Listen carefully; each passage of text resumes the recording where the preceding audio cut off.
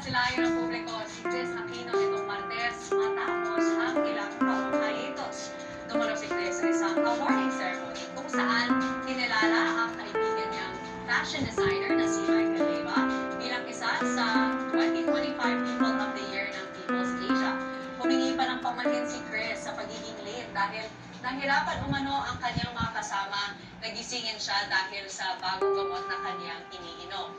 Dagdag ni Chris, perfect day din ang paglabas niya kahapon na kasabay ng EDSA People Power Anniversary.